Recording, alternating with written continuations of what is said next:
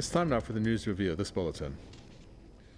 Tehran reacts after the controversial visit by the Director General of the International Atomic Energy Agency to Israel, days after criticism of Iran's peaceful nuclear program.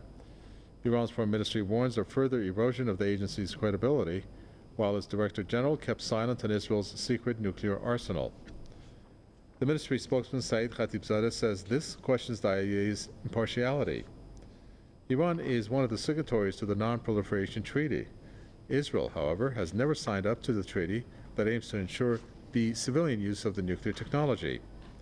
The regime backs the draft resolution prepared by the U.S. and its allies to rebuke Iran by the IAEA Board of Governors. Tehran has warned against any unconstructive action at the upcoming meeting of the body, saying that it will respond immediately and proportionately.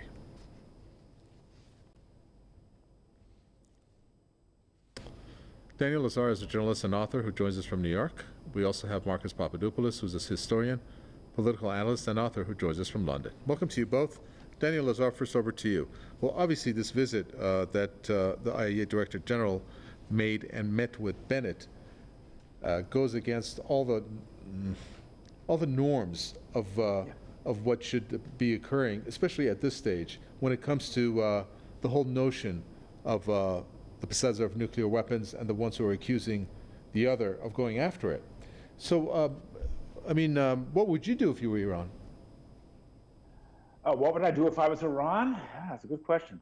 I think that Iran is sticking with the JCPOA negotiations, even though they're turning increasingly farcical.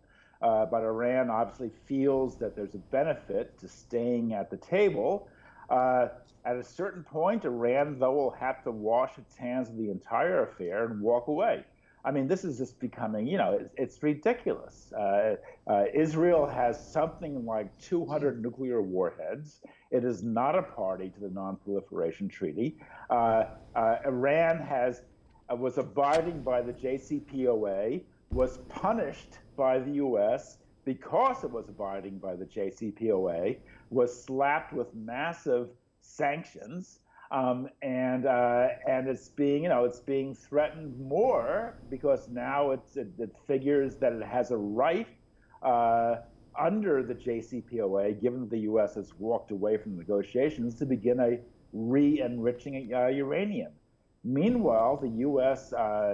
Claims, it classifies the Iranian Revolutionary Guards as a terrorist organization, which means that it claims the right to continue assassinating Revolutionary Guard leaders like Soleimani, and it expects Iran to say okay with that. That's okay, and somehow it somehow thinks that it's got political backing if Israel says that policy is okay as well. And the whole thing is just mind-boggling.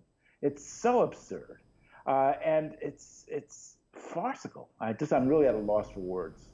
Well, maybe you can help us trying to digest this, Marcus Papadopoulos, because we're looking at also the fact that you have Israel and its Prime Minister Naftali Bennett, who has issued a warning against Iran, saying that it's prepared to use this right to self-defense to basically what he says is to stop Iran's nuclear program, as if it's weaponized. Do you view the fact that Israel, the U.S., the European partners of the U.S., and the IAEA Director General are now on one page and Iran is on the other, and they're setting up for some kind of confrontation, possibly, whether it's military or otherwise, that would mean that the heartbeat of the JCPOA, as much as it was on life support, will then be that flat line? Well, I am not in the slightest bit surprised by the latest aggressive rhetoric coming out of Tel Aviv. And I am also not surprised whatsoever by the sympathetic tone which has been shown by Britain, France, Germany, and of course the United States of America to Israel. And I believe that it is vitally important for the ordinary man and woman in the world to either be enlightened or reminded that whilst Iran is a signatory to the Non-Proliferation Treaty, a vitally significant, in fact, imperative treaty, which limits the amount of countries in the world which possess nuclear weapons, Israel, alas, is not a signatory to the NPT. Why is that? Well, quite simply, because Israel possesses nuclear weapons, courtesy of the support and political cover which it has been given by its chief patron, the United States of America.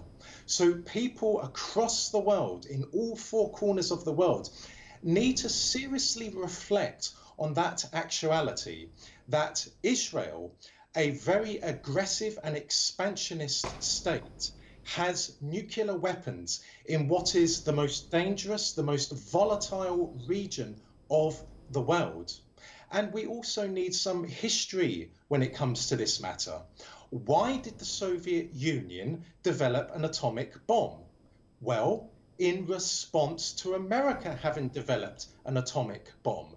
Why has North Korea developed nuclear weapons? Because America, its arch foe, has nuclear weapons, and because of America's incessant need to try and destabilize the North Korean government. Therefore, the North Koreans feel that nuclear weapons are their ultimate form of defense. And the Iranians are in a very delicate situation now, because whilst I do not wish to see any country have nuclear weapons in the world, after all, they are absolutely ghastly and they represent the most awful of threats to God's kingdom.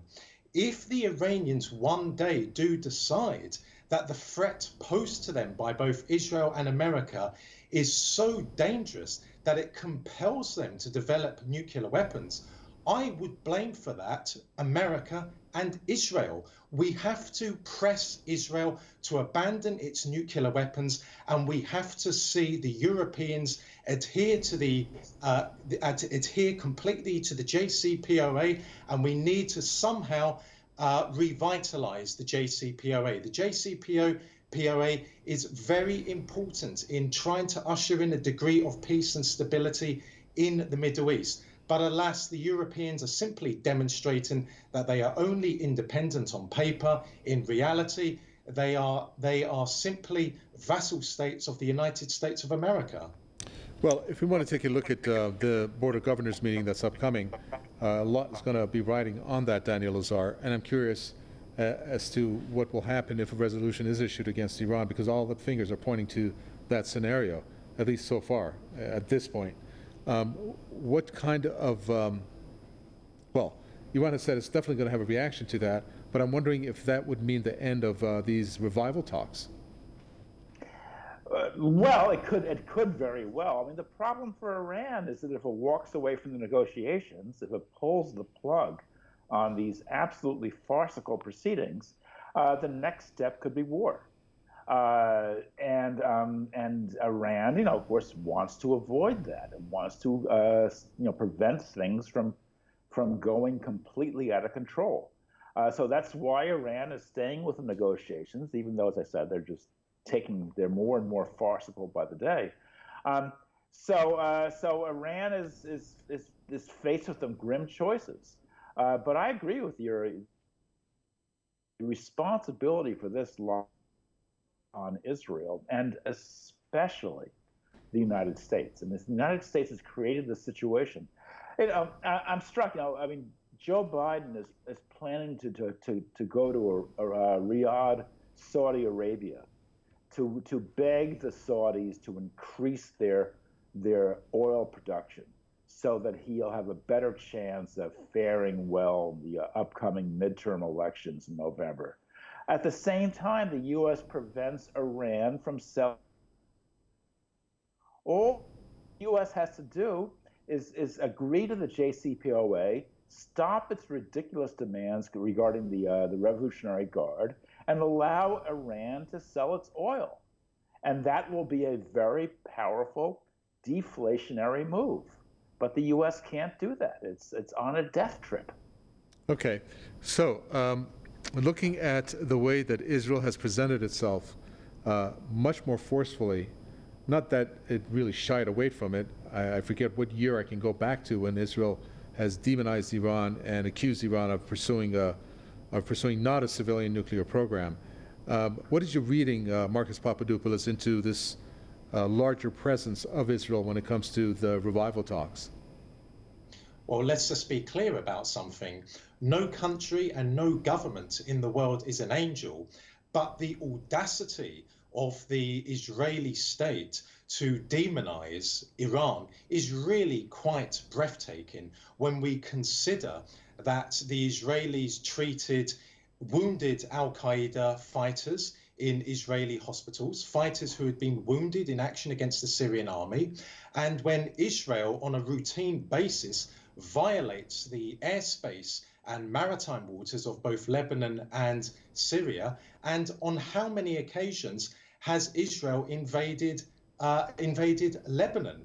And when it comes to the latest threats stemming from Israel, I believe that the Israeli ruling elite are acutely aware that the Middle East, or the dimensions of the Middle East, have changed quite dramatically in recent years. We now have in existence in the Middle East an unofficial alliance comprising Iran, Syria, Russia, and Hezbollah, which is facing off against the alliance involving Israel, America, Britain, and Saudi Arabia. So I believe that the Israelis do not feel as secure as they once did. Also, Russia and Iran enjoy a strategic partnership with one another.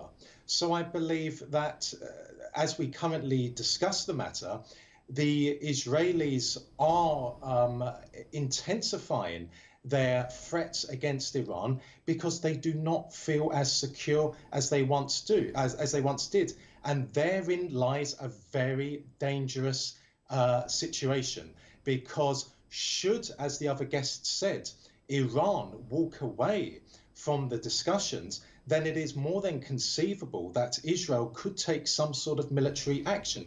And of course, Iran would respond, and there would be the most awful, the most atrocious of conflicts in the Middle East. And again, we have to look to America. America is a superpower. America, therefore, needs to start acting responsibly. It needs to exercise restraint on the Israeli ruling elite. And the Americans need to learn that what is more important than American global hegemony is peace and stability in the Middle East and peace and stability in the world. Iran does not invade or attack other countries. Iran does not support terrorist groups like ISIS or Al-Qaeda. Therefore, the ball, so to speak, is firmly in the court of Washington's to defuse this matter. But alas, I am not in the slightest bit optimistic that America will do that. Thank you. We're going to have to leave it there. That's Marcus Papadopoulos, historian, political analyst, and author. Daniel Lazar, thank you so much, journalist and author from New York. And with that, we come to an end for this news review.